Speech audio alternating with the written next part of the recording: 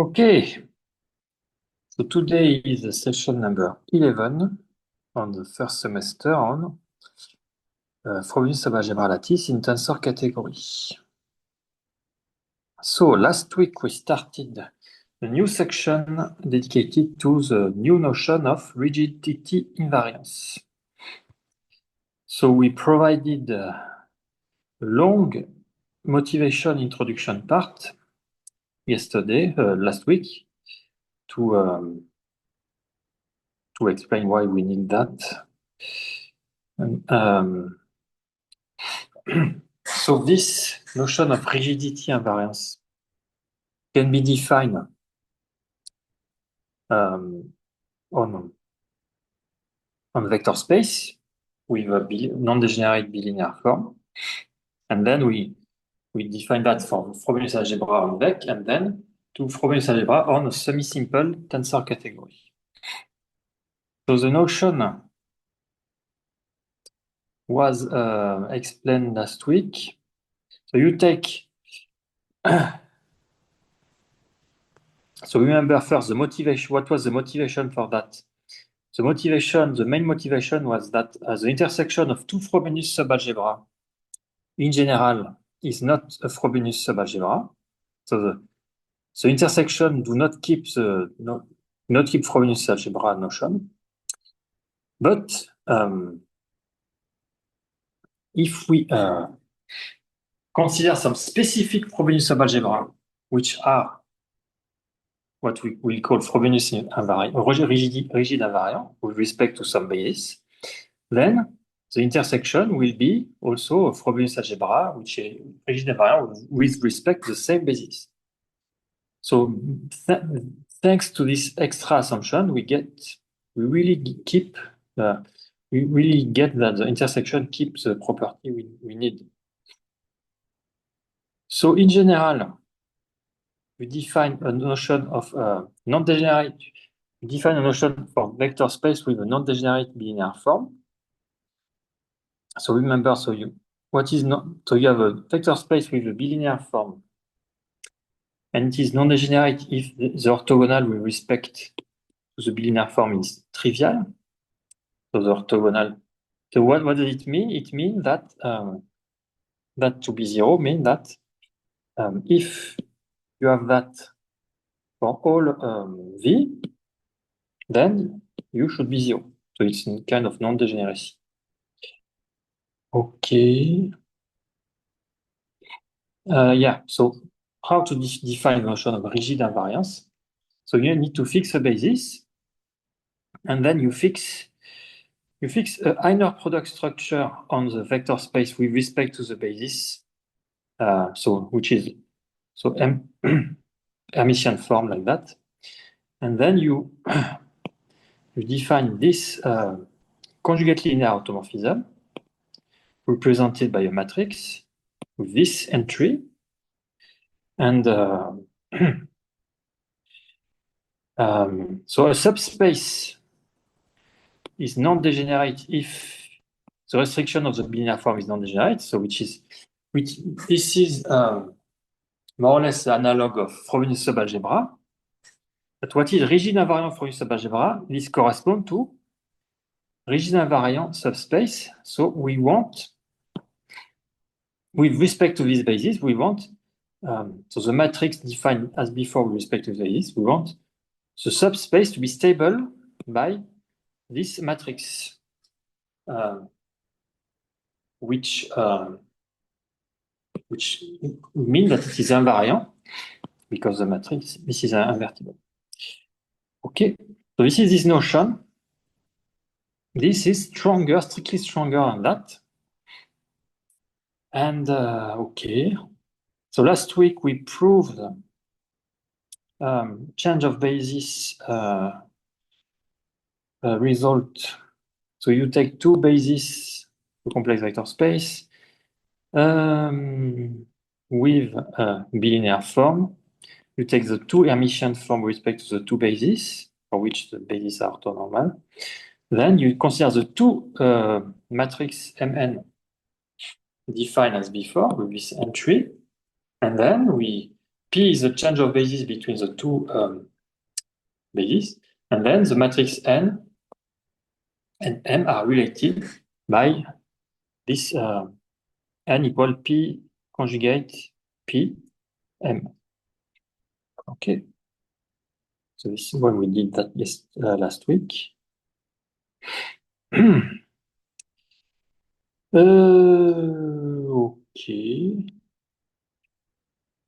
Okay.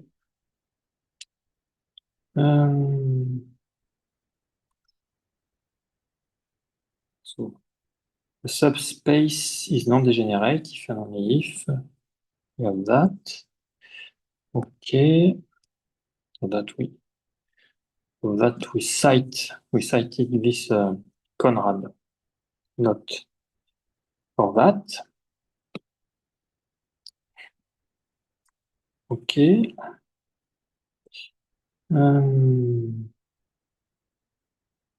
Yeah. So what is important here is that, in fact, the subspace is non-degenerate if it is rigid invariant with respect to some basis. Okay. So I guess we ended last week with this, the proof of that.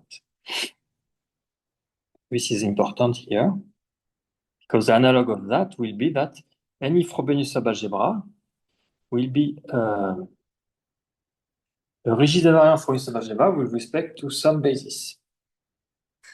So this is very important. Not every Frobenius subalgebra will be Frobenius rigid invariant Frobenius subalgebra for regarding the same basis, but for each Frobenius subalgebra, there exists a basis for which it is rigid invariant, at least in the semi-simple case, or semi-simple tensor category. Okay. So we finished with that 4.6. Yeah. So now we will do something funny. We will provide example of non-degenerate subspace which are not rigid invariant with respect to some basis. Okay.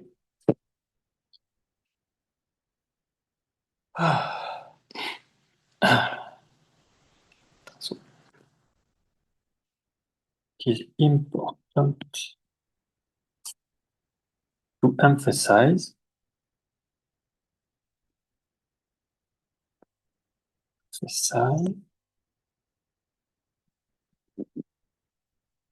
that non-degenerate subspace need not be rigid invariant. That a non-degenerate subspace need not be rigid invariant.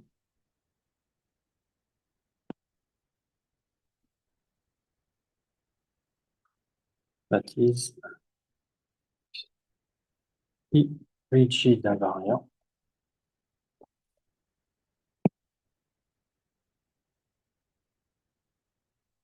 for every basis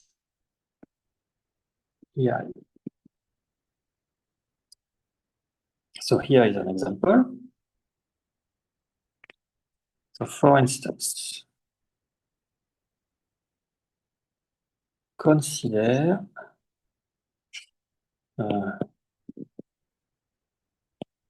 following example. So U equal C square, so two-dimensional vector space over the complex field. The matrix 1, 1, 1, 0. V, you take just the one-dimensional subspace generated by V with V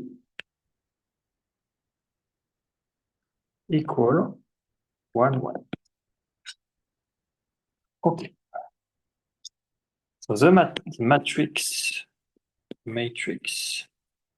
M is invertible. So the associated bilinear form is non-degenerate, is invertible. So the bilinear form kappa uv equal u is non-degenerate. So be careful. There is something hidden here. When we write like that, remember that M is a conjugate linear. So this is just the matrix representation. So we just provide, so maybe it's an abuse of notation here. We just provide the entry.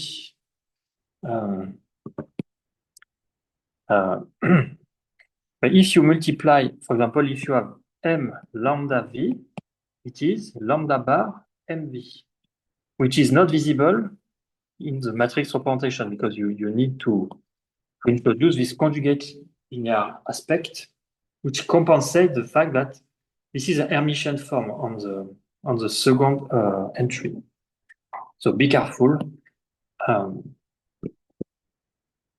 Here, everything is, we only deal with a vector with a real entry, so we don't really need to care about that. But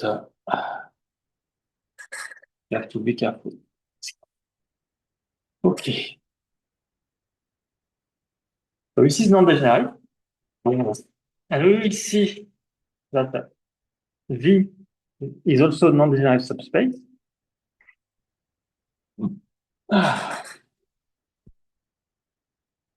So its restriction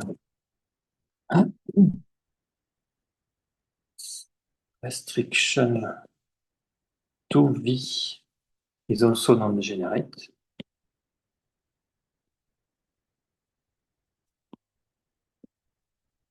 Since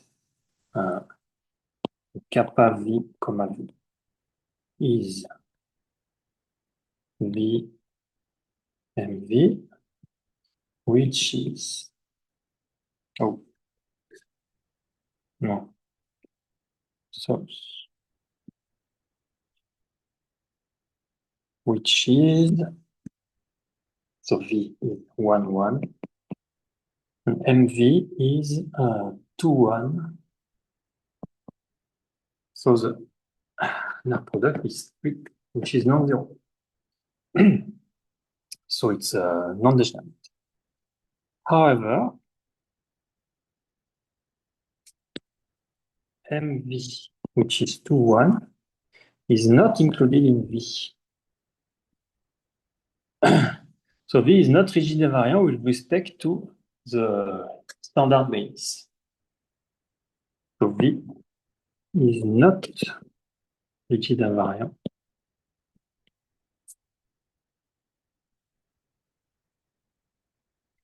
with respect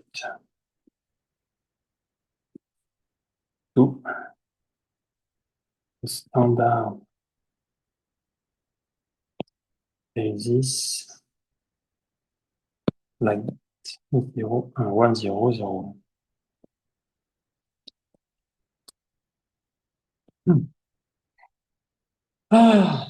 But it is rigid invariant with respect to another basis, according to the previous lemma, and this other basis is as follows. So on the other hand, you can check V is rigid invariant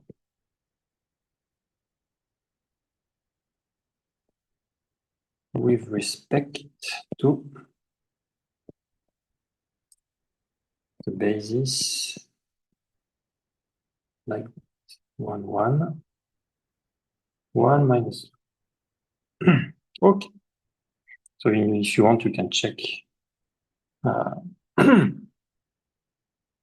Okay, so this is good to have this kind of trivial example. So this kind of example, you can find plenty. You can have plenty of examples like that. So the result, the main result why we are interested in this property is because of that. If two subspaces are rigid invariant with respect to the same basis, then the intersection is also rigid invariant with respect to the same basis. with two subspace. V1, V2, included in U. VI rigid invariant.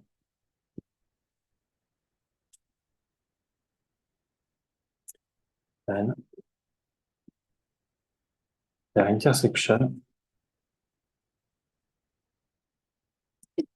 V1 intersection V2, is also VI rigid invariant.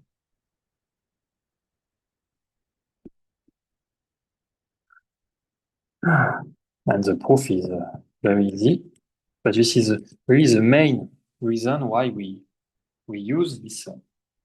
We need this property. We need regularity with respect to intersection, and this is exactly what this property provides.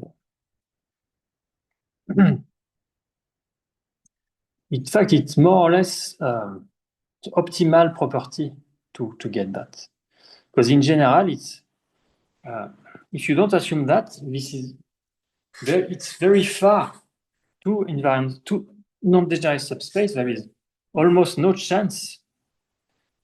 If you take arbitrary non-degenerate subspace, there is almost no chance for intersection to be non-degenerate. Most, I guess, there is probability 1. If maybe you can formalize that, you should be able to formalize that. Very in details, that there is probability 0 for intersection to be non-degenerate. But it's very clear that with this rigidity invariance is always true, and the proof is almost trivial. So let M be the matrix.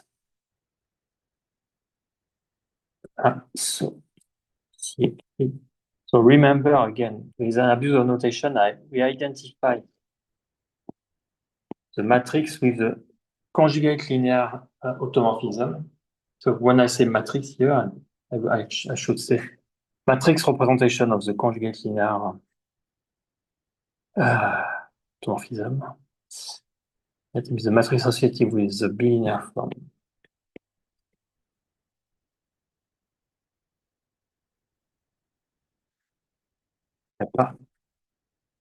Relative to the basis EI.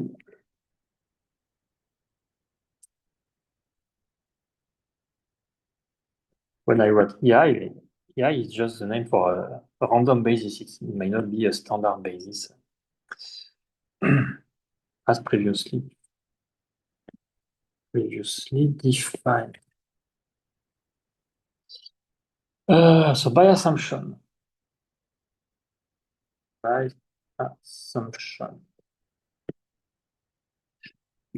MVI equal VI, I equal 1. It follows that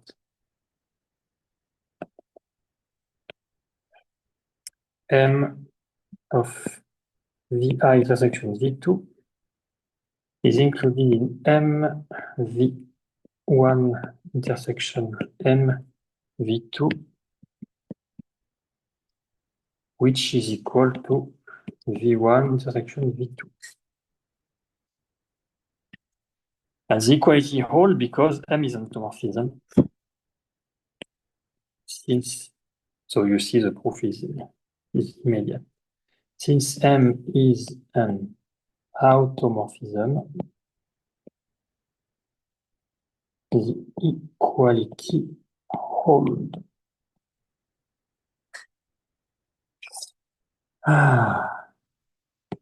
So proving that the intersection is rigid invariant with respect to the same basis. Intersection is EI rigid invariant.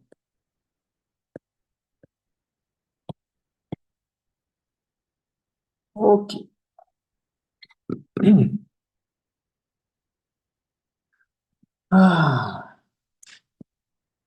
So now let us provide an example due to Dave Benson of two non-degenerate subspace whose intersection is degenerate. So it's very important to have this kind of example in mind. The following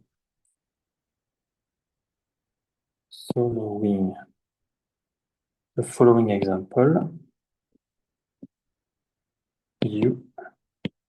to Dave Benson. So I don't know if this example is initially due to him, but it was shared by him. I should say shared by. Anyway, it's not very important. It is shared by him on Math Overflow. So Math Overflow.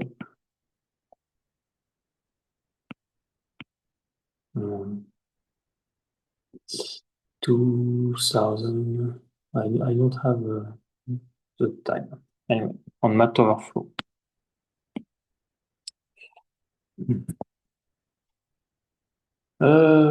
So this example exhibits two non-degenerate subspace. Non-degenerate subspace whose intersection is degenerate.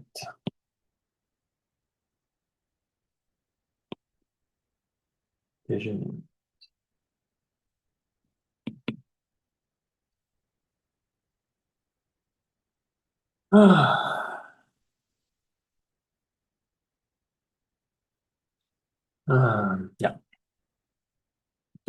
So, in particular, according to the two previous lemma,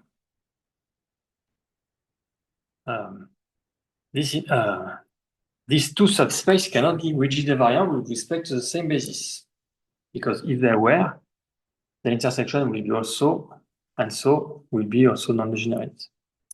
So in particular, by lemma 4.6 and 4.7,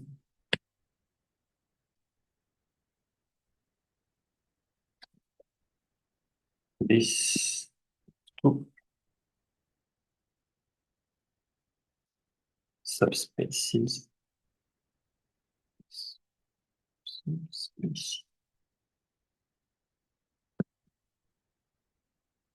cannot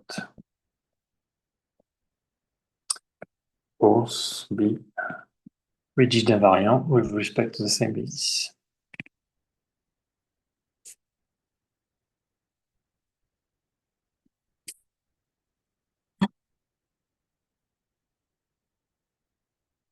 Same basis.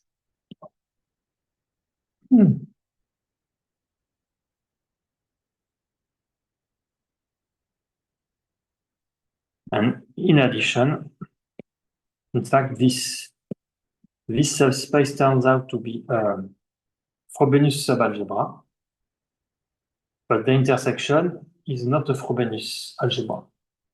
So it also provides the kind of counterexample I mentioned before. Also, both are Frobenius subalgebra. Their intersection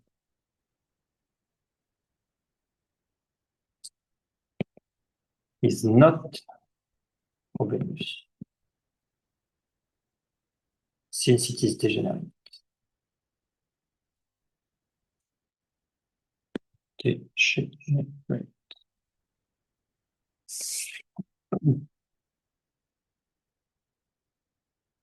In the sense that it's not a Frobenius subalgebra.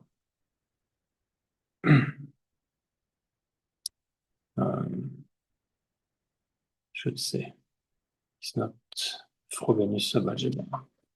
Maybe it's more. Maybe you can find a Frobenius structure on this intersection, but not the Frobenius subalgebra structure. So just be not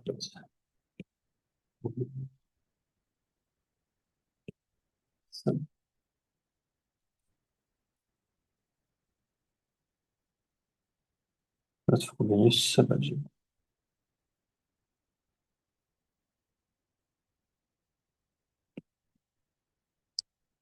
Okay. So here is this example. So this kind of example are, in fact, come from algebraic geometry, but elementary algebraic geometry, of course. Here.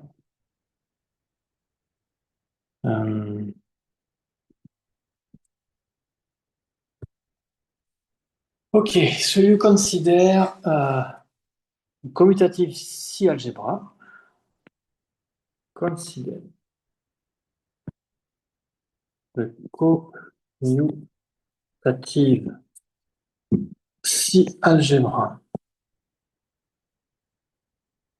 U equal, so let me write here, U equal, so the polynomial x, y, z in x, y, z quotiented by the ideal generated by x2, y2, xz, yz, xy minus z square.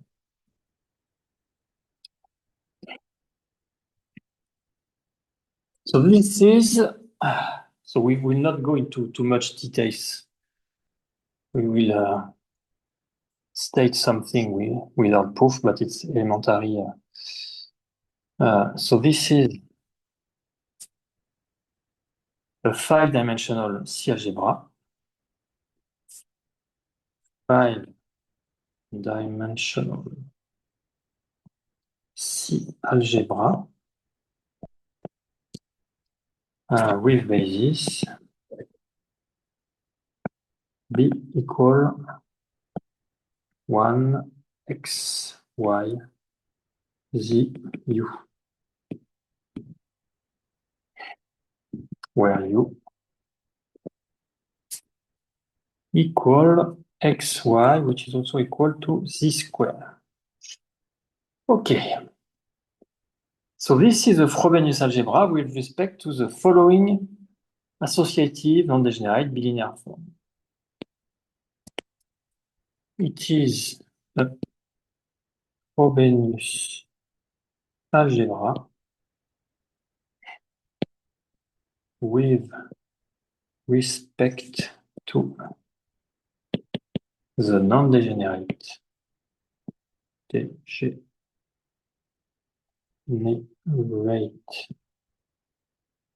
associative bilinear form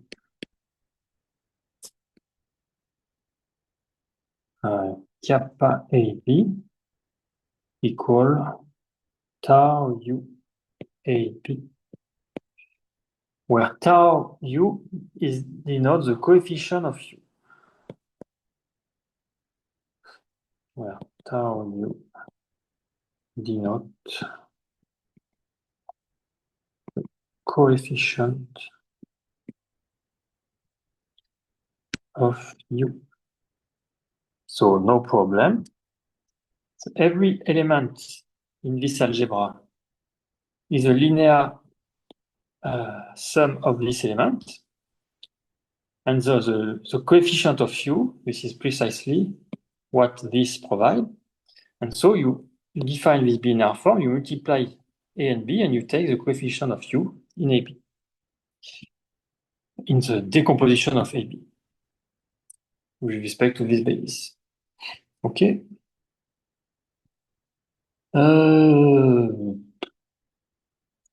Okay. So we don't prove that it is non-degenerate associative linear form. We can prove that as an exercise if you like. It is with respect to Non-linearity form. Euh, exercice. Ok. Euh, okay. So this is the Frobenius algebra. Now we will consider two subspace which are Frobenius subalgebra. So let V included in U be the subalgebra generated by X and Y. Okay. So it is four-dimensional with the basis 1x, y, u.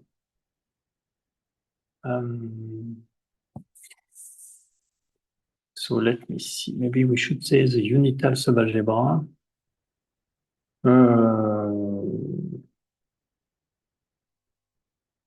Maybe we should say unital. So unital.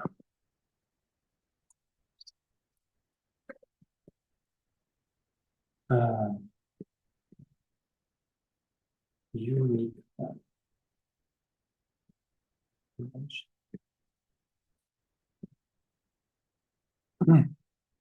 Okay. I don't think you can generate one just by X and Y. Anyway, unital subalgebra. Okay, so it's four-dimensional with which the basis 1, X, Y, U. And consider another subalgebra, unital subalgebra, W. Similarly, let W in U be the subalgebra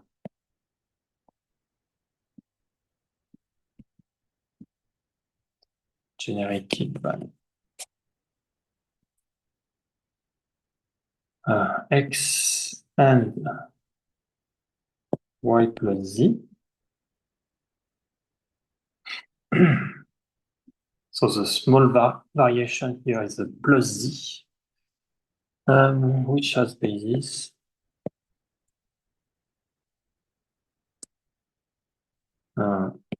1x y plus z u. So 2 times.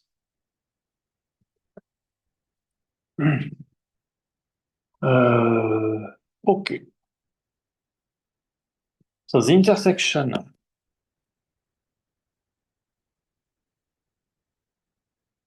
V and W is three-dimensional with basis 1 x u. So that's okay. So remember the relation x square equal u square equal xu equal 0. So, again, as an exercise, you can check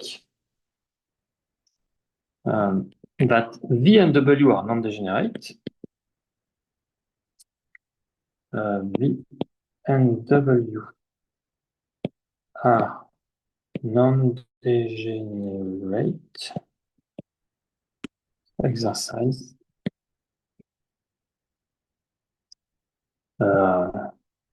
The intersection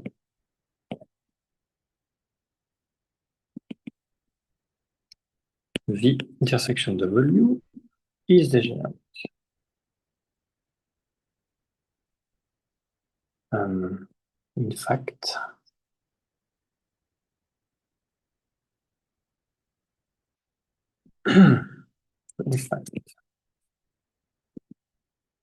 V and W are self-dual, but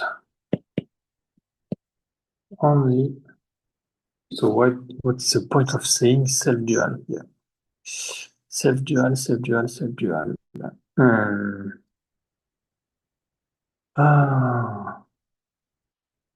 So I guess with respect to the bilinear form.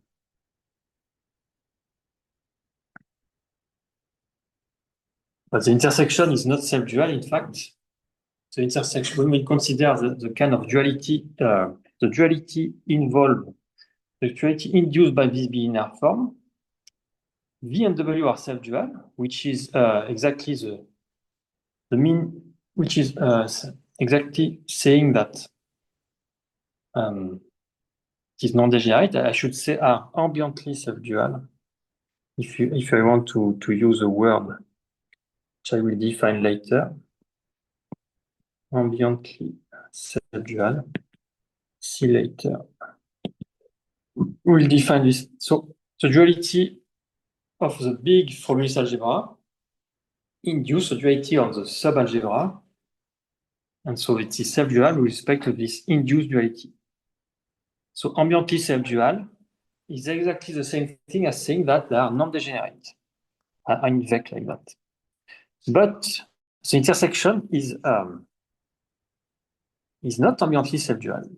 It's degenerate. In fact, when you apply the duality in the intersection, the dual of the intersection is not itself, it's another subspace which is, of course, isomorphic to itself, but it's different. It's isomorphic but different. So there is no this self-duality in the sense that of an equality. That's the main point. In fact, V and W are self-dual, but only the intersection is not. Why? Because in fact, we cannot apply the previous lemma because only one of the two is rigid-invariant with respect to the base, and the other is not. In fact, are self, but only V is only V is B rigid-invariant.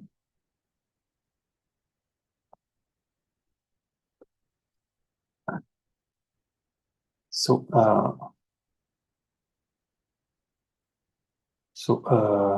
the basis is defined before here, B.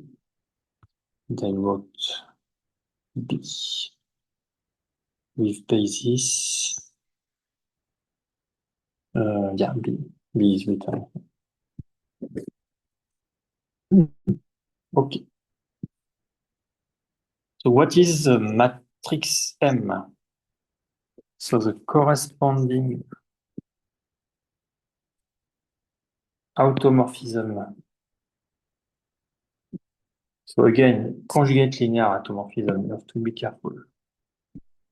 Of U defined by M of 1 is equal to U, M of X is equal to Y, M of Y is equal to X, MZ is equal to Z, MU is equal to 1.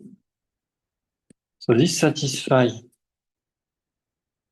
MV equal V, Y, MW is the subspace Y X plus Z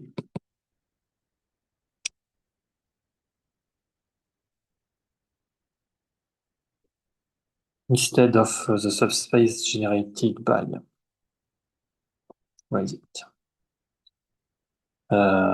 X, Y plus Z. So the plus Z move from Y to X.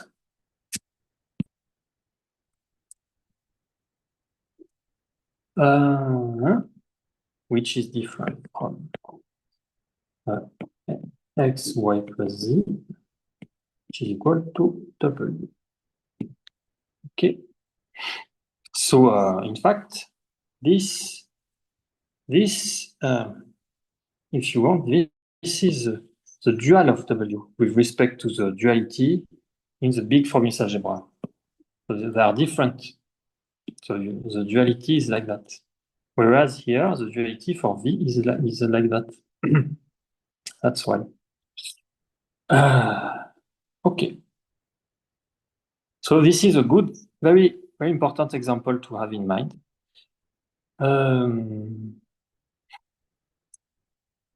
This kind of example explain why Frobenius algebra in general, Frobenius subalgebra in general are not lattices. They are poset, but not lattices. Are not lattice. Okay. So let's make the pause before providing another example for another phenomena. So pause.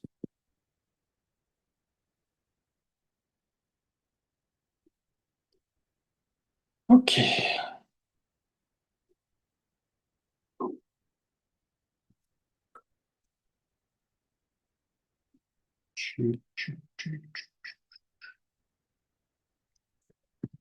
Okay.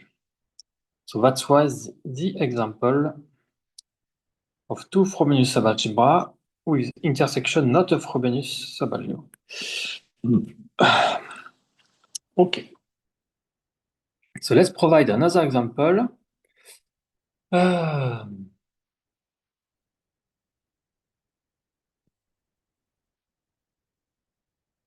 Okay, so the following example show.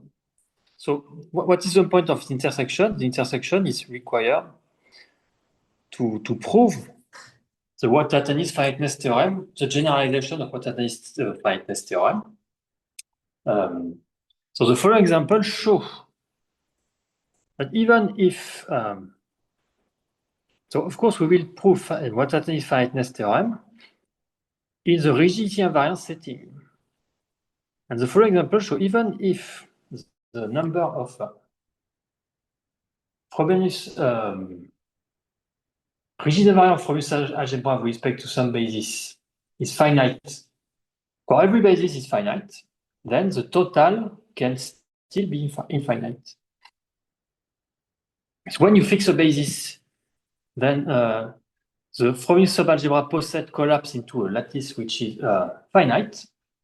But when you consider that the poset itself is infinite, so it's exactly what this is saying. So you cannot expect to generalize Watt-Latanis finiteness theorem. In fact, it's just not true. It's just not true. In general, so of course we know it's not true if you don't assume connected, and in VEC, nothing is connected. So what this example is saying that even if in the rigid invariant restriction is finite, it does not imply that it should be finite without this restriction. So the following example demonstrate that even if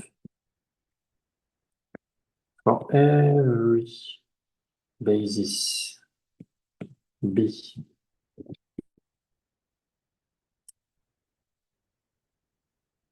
the number of Frobenius B subalgebra Frobenius B subalgebra. So as the notation we introduced just before, last week, is finite. The total number of Frobenius subalgebra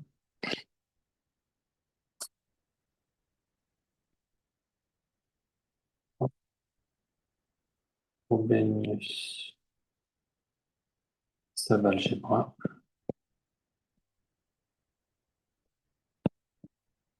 can still be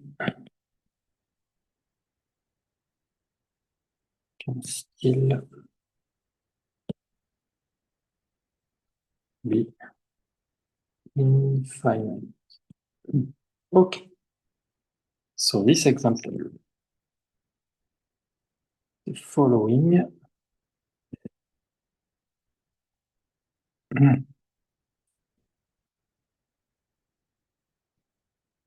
Okay, so you take now, still coming from algebraic geometry, so C, polynomial with one variable divided by this ideal x power 4. And then here the non-degenerate associative linear form will come from taking the coefficient of x cubed. So B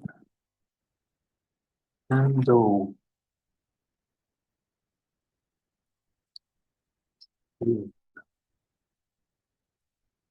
the Frobenius structure. Frobenius structure defined by the non-degenerate associative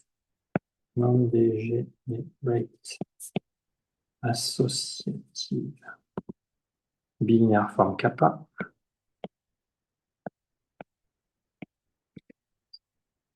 AB, so kappa is equal tau of x cube AB, where tau of x cube is give the coefficient, extract the coefficient of x cube.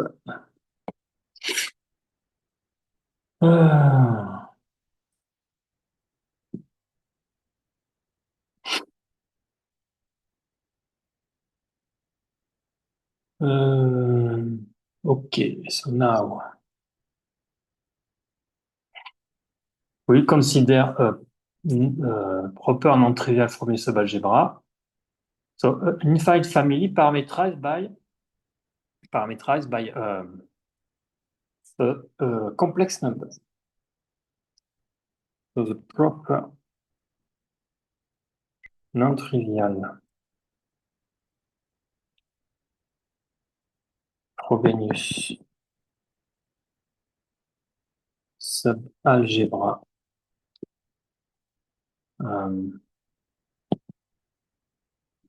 of A are parameterized. In fact, they are all of this form. Parameterized by lambda complex number and explicitly given by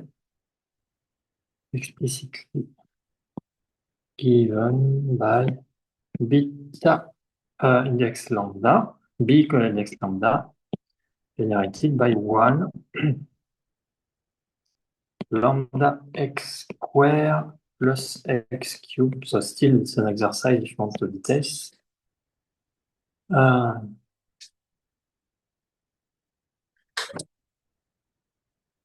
So with respect to the standard basis 1x x square x cube, this beta index lambda, b index lambda, is original variable with respect to this basis if only if lambda equals 0. So with respect to the standard basis b equal 1x x square x cube, then b lambda is original variable with respect to the basis b, is b rigid invariant if and only if lambda equals 0. So it's an exercise.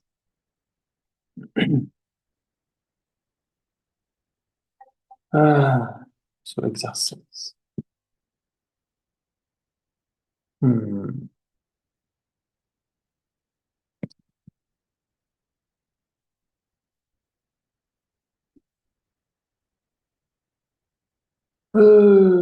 And then for any other basis, you get a polynomial constraint in lambda of degree at least 1, which means only finitely many values are possible. So for any other basis, this condition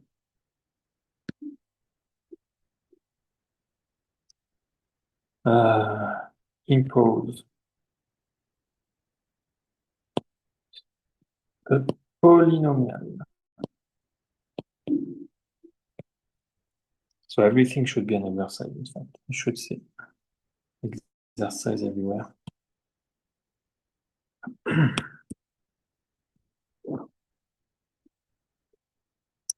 Exercise.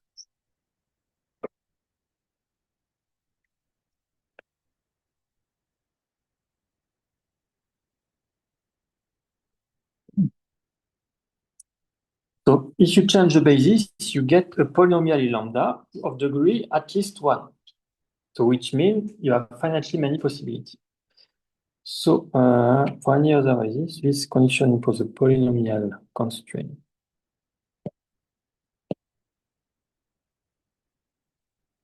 on lambda of degree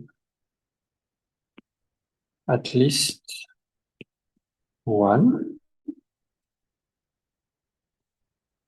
It follows that only finitely many values of lambda are possible. So what does it mean? It means that in general, when you fix a basis, you have only finitely many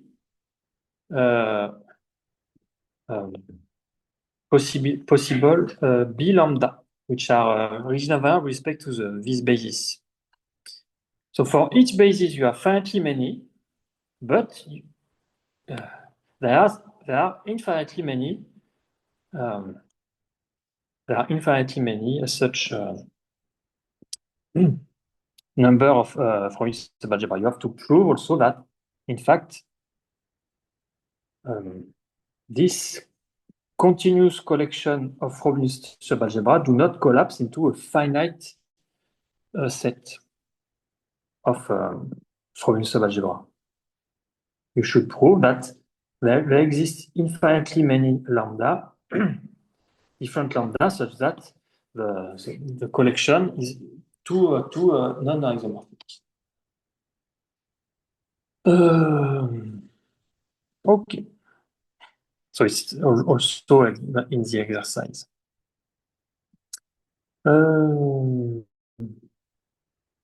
Okay. Anyway, so this is example. You can have infinitely many Frobenius algebra, but finitely many regional variable with respect to every possible basis. That's again an important example to have in mind. Last example in this subsection in VEC will be an example in which two non-degenerate subspace have a non-degenerate intersection, but a degenerate sub. Yeah, this is important. Also, because we will not just need the intersection to be non-degenerate, we will also need the sum to be non-degenerate. In fact, in the proof we use of Watatanis theorem, we use the notion of angle, and to define the notion of angle between two Frobenius subalgebra, with both within the intersection to be a Frobenius subalgebra, But we also need their sum not to be a Frobenius subalgebra, but to be non-degenerate. So in general, it says we need their sum to be ambiently self-dual with respect to the full Frobenius algebra. And in fact, the general result we will prove, which is not yet stated in arXiv because we will update the paper soon, we'll consider what we call coherent sublattice of the Frobenius subalgebra posets. And coherent means that when you take two elements in the lattice, the intersection is also non-degenerate, and the sum is also non-degenerate. And we also assume that there is a bottom element, and what else? The joint meet, yeah, the meet in the lattice correspond to the intersection. So this is like a kind of regularity for sublattice. And under all this assumption, we can prove we can generalize Watatani's finiteness theorem. And all this assumption hold for rigid invariance for the lattice of rigid invariant subalgebra, Frobenius subalgebra. Okay. So the point of the next example is to show that even if the intersection is non-degenerate, this does not imply the sum to be non-degenerate. So when we talk about coherent sublattice, we really need assumption on the intersection and on the sum. Just intersection is not enough. You also need on the sum. Why? Because of the following kind of example. So we conclude this subsection with an example in which two non-degenerate subspaces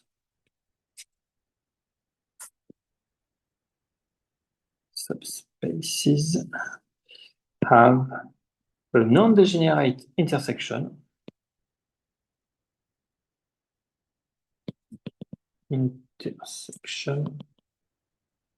but a degenerate sum. In fact, so we will show that two rigid invariant subsets with respect to the same basis, the intersection and the sum is non-degenerate.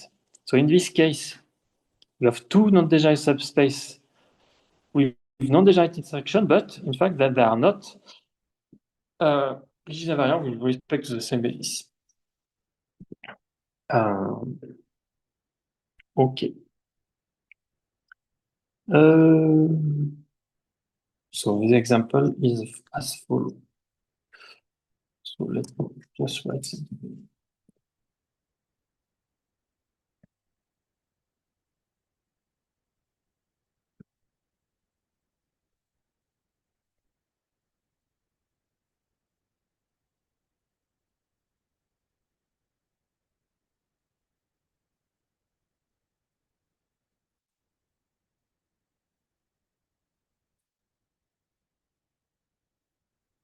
Okay, so example 4.10. So it's good to have in mind all this example. It really shows that the situation is more complicated than you can expect from a subfactor theory. So you take the algebra, in fact, the space C, the three-dimensional space, complex space. So we basis E1, E2, 3, and let kappa be the bilinear form defined by the matrix M. So like that, 1, 1, 0, 1, 1, 1, 0, 1, 0. In this base.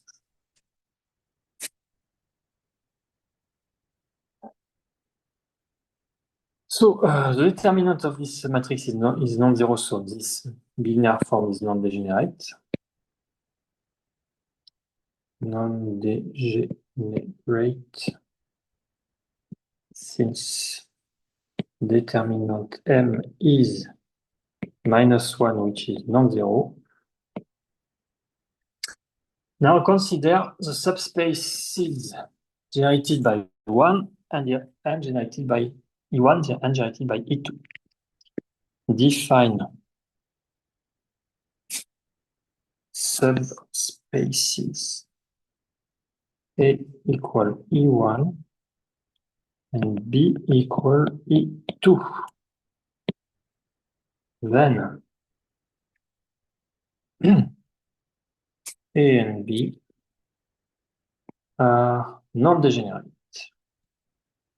Non-degenerate subspace, degenerate,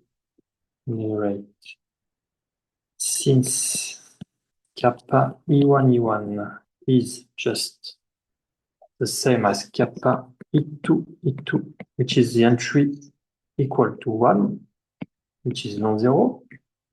Okay. The intersection of the two is trivial. So it's trivially non-degenerate,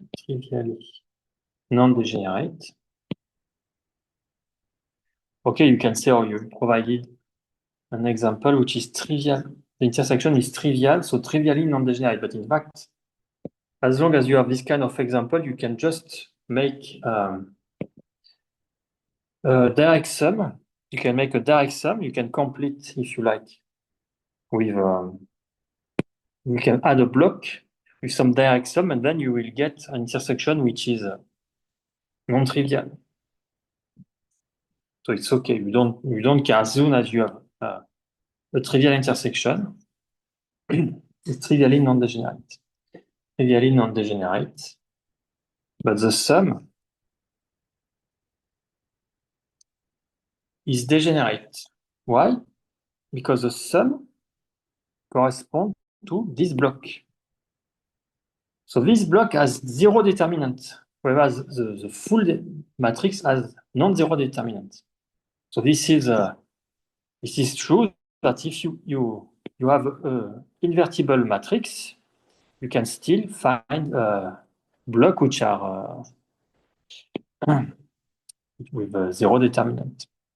So, for example, this one, or I don't know, this one.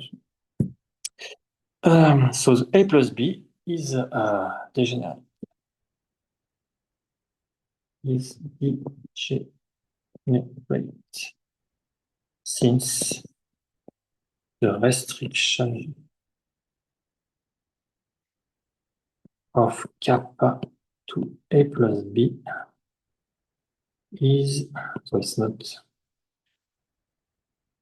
so the matrix is not the kappa itself. The matrix of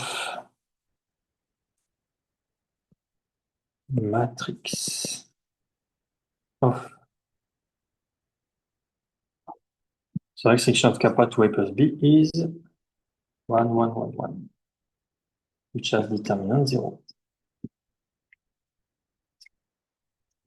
Determinant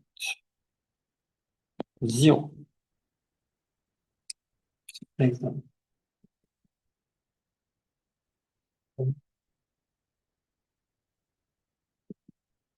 Matrix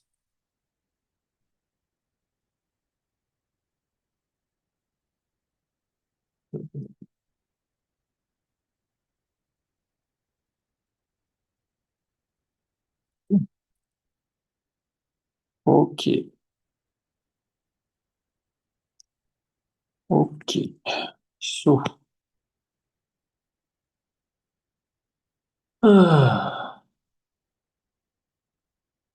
so that's okay.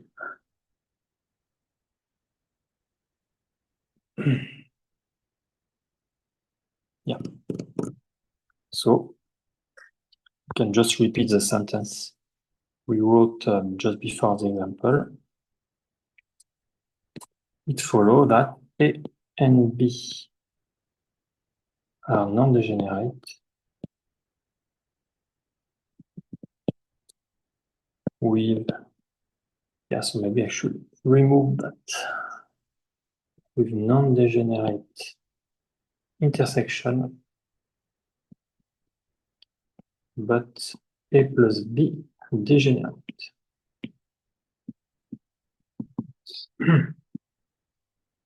Okay.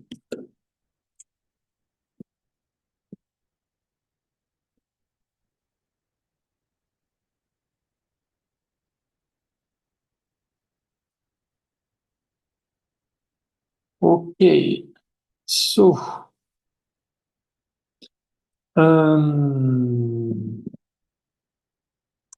okay. So this was the last sentence of this subsection on VEC. Now we go to semi-simple tensor category.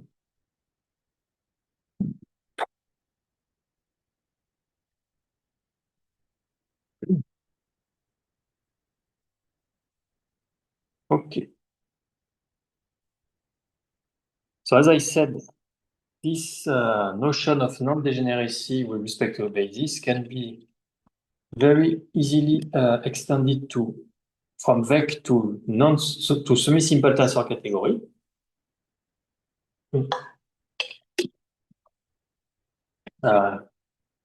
Via the multiplicity space.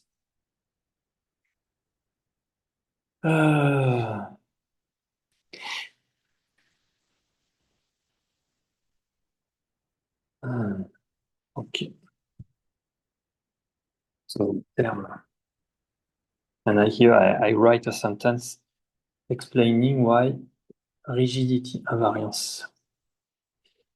Why rigidity in rigidity invariance? We know why invariance because MV equal V, it's invariance. But rigidity, I said, this is because it's related to the rigid, the duality structure on the subobject. It reflects compatibility with the rigidity structure. Yeah. So the term. Maybe. Intro sentence.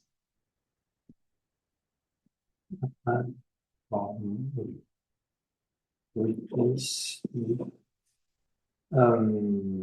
What was this notion? Induced duality. Induced duality.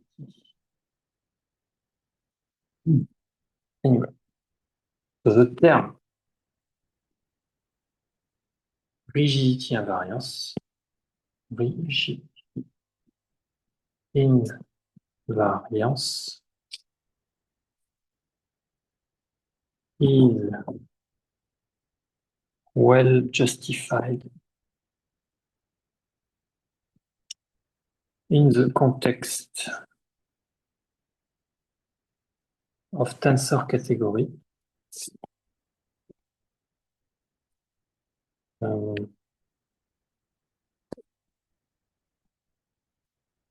Categories as it reflects compatibility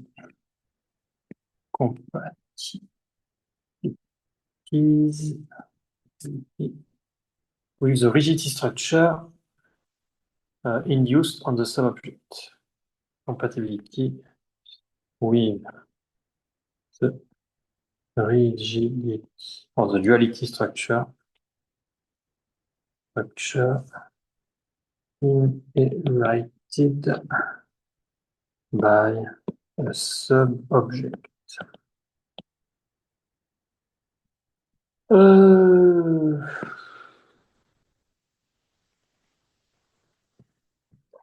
Okay. So what about the notion of basis? So the notion of basis is just it's the collection of bases for the multiplicity space. in a tensor category.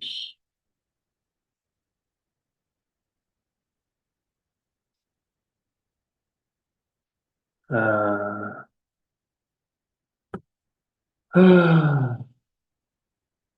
in a tensor category. Si notion the basis B for a vector space U naturally generalize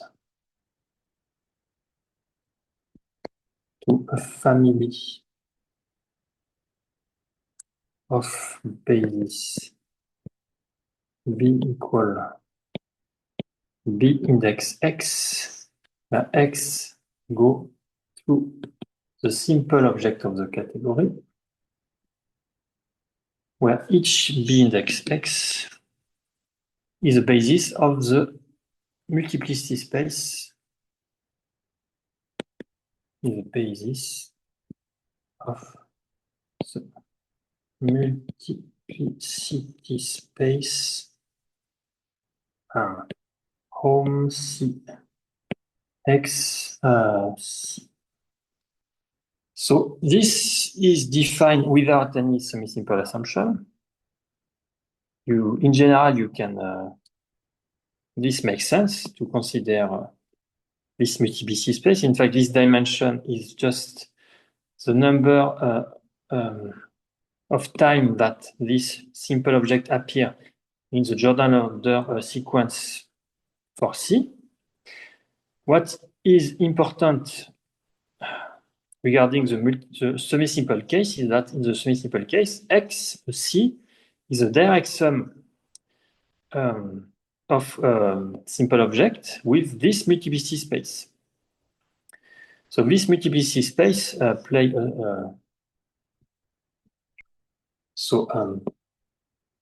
in the semi-simple case, the object is completely determined by this collection of multiplicity space in the semi-simple case. But if we are not in the semi-simple case, this is the dimension of that is just the number of times the simple object appear in the Jordan order sequence of C.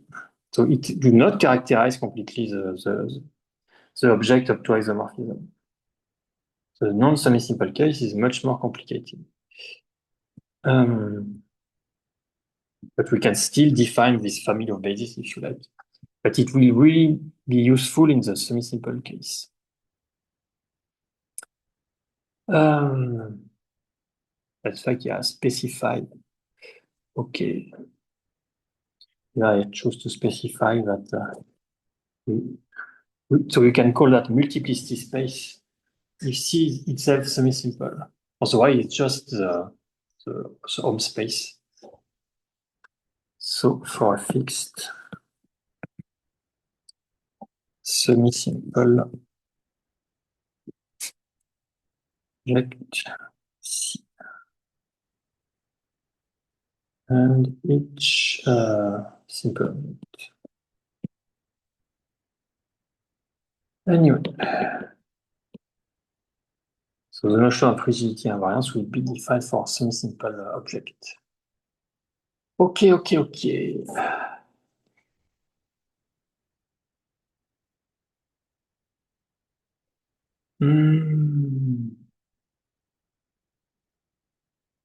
Okay, so this technical notation, technical remark about the notation is that here we consider the multiplicity space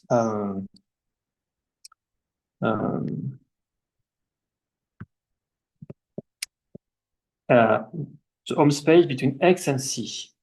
So in some other context, it will be more relevant to consider the home space between C and X, between C and X. So of course, they are isomorphic, but we'll identify the two, and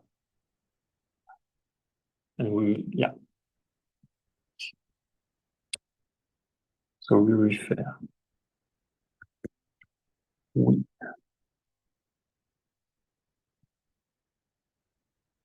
refer to such family B as a basis of the semi-simple object C. So as I said, in some other context, we will consider the space between C and X instead of between X and C. But yeah, this is not very important. So in certain context, it may be more appropriate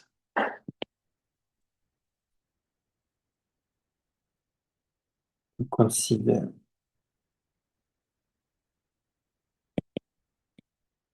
spaces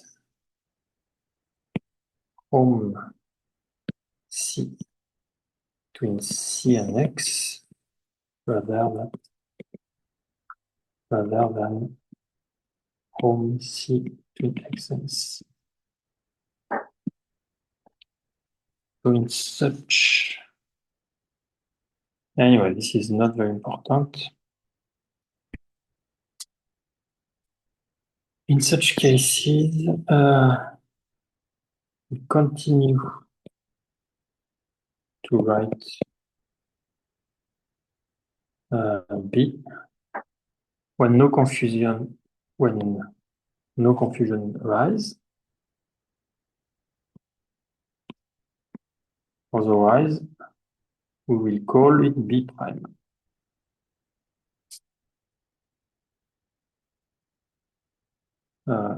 Anyway, does not matter, just technical. Okay. Okay. So, first definition. This subsection, definition of induced dual. So that's quite technical, but quite important in this setting. So you have a big object and you consider sub-object. In fact, to properly define induced dual, we need split sub-object.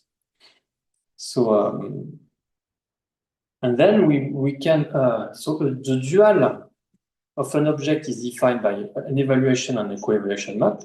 And so we will be able to define the evaluation and co-evaluation map of the sub-object of the split sub-object with respect to the evaluation and co-evaluation map of the big object together with the split homomorphism and epimorphism.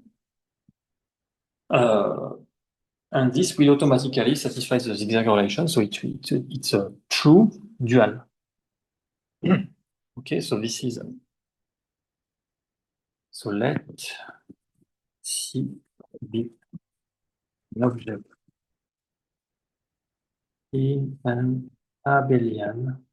And here we don't need semi-simplicity. This is just some general definition. In an abelian monoidal. Tensor category is very general, just abelian monoidal category. An object in abelian monoidal category with a left dual. Admitting a left dual C star evaluation map, co-evaluation map. You consider a split sub-object defined by so a sub-object together with a split monomorphism and epimorphism. I and P be a split sub-object of C. So with I from B to C and P from C to B, such that P composed with I is the identity of B. So, which by definition means that I is a split monomorphism and P is a split epimorphism. And let B equal to the composition of I and P, which is a morphism between C and itself.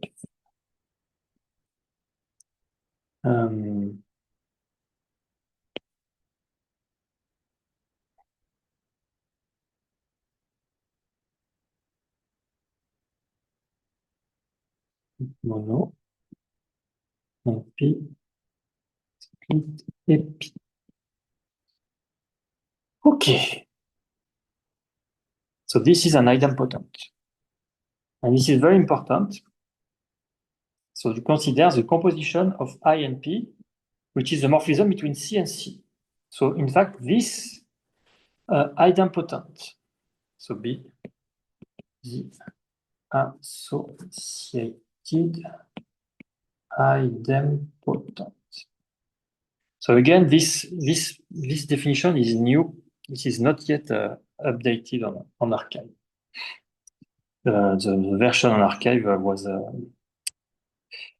not was failing, in fact.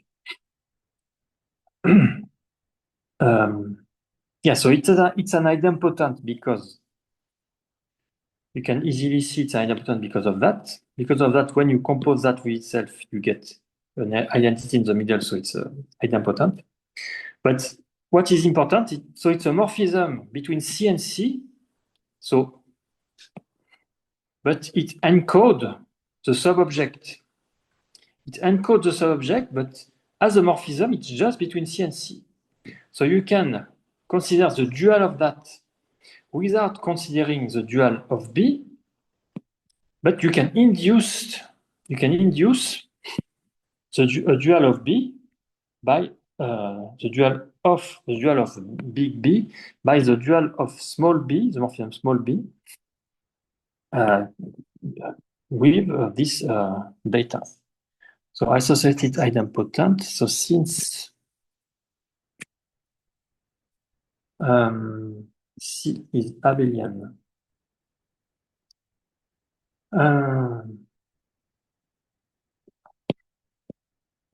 so the dual idempotent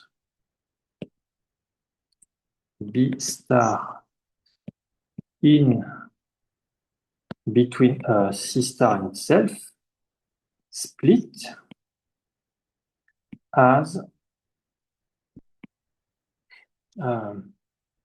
B prime, I prime, P prime. Okay, so what does it mean? It means that the category is abelian, so it's Karoubian, so it's an idempotent complete. So you consider this idempotent.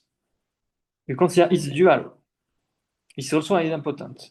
So because the category is abelian, it's idempotent complete. So because it's idempotent complete, it also corresponds to a subobject of C star, a split subobject. So B prime, I prime, P prime. So this split mono, split epi, and the object. Split as like that with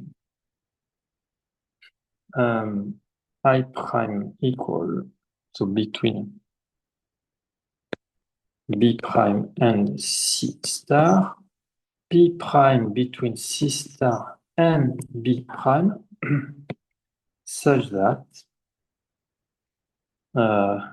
I prime composed with P prime is equal to B star, and P prime equals is just an identity of B prime. Okay, so this is okay. So you define so this split, its way of splitting an idempotent is unique to unique isomorphism. So what is the induced dual? The induced dual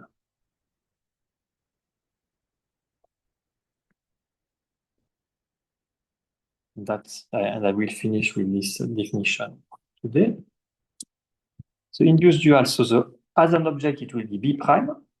And for the evaluation and co-evaluation map, we will use P, IP, P prime, and I prime.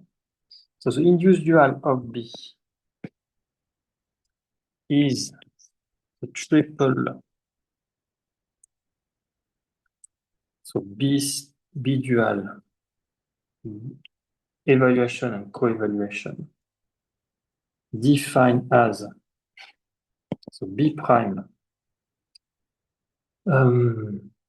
evaluation map on C composed with I prime tensor I, and P tensor P prime composed with co-evaluation map of C. Okay. So you have the evaluation and co-evaluation map for C, but you just add here I prime, I, P, P prime to get evaluation and co-evaluation map for B prime. Okay. So this is the induced dual of B. And in fact, you can check that the zigzag relation automatically hold. So it's a true dual. Zigzag relation hold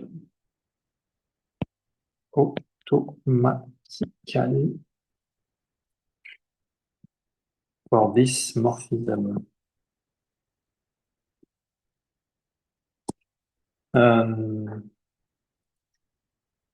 So we are in definition.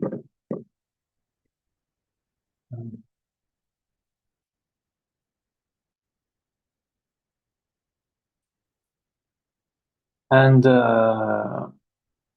then you can see that it is immediate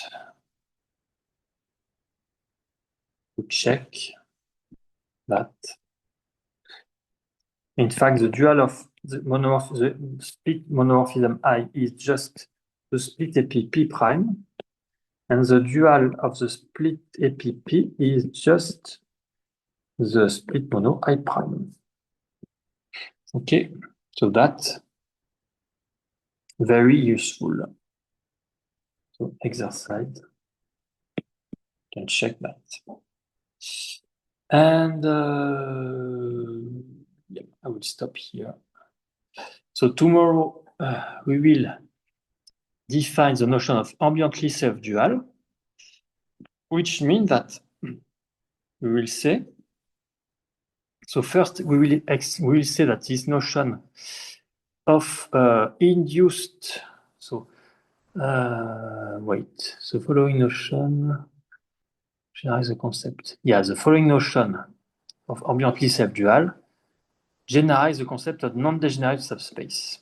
And in fact, you have an object and you have a split subobject, and it will be ambiently self-dual if its induced dual is itself. So if the B prime, as defined before, is equal to B, not just isomorphic, it should be equal to B. And then this is called ambiently self-dual, and then this generalizes the notion of non-degenerate subspace. When I say it's equal to B, it's exactly in the example of Dave Benson, you have a W, and the induced duality was something isomorphic but not equal. You remember you have X, Y plus Z, and the induced dual was the subalgebra generated by X plus Z, Y, or something like that. This is exactly what happened here. Okay, so I will stop here. So we will see that tomorrow.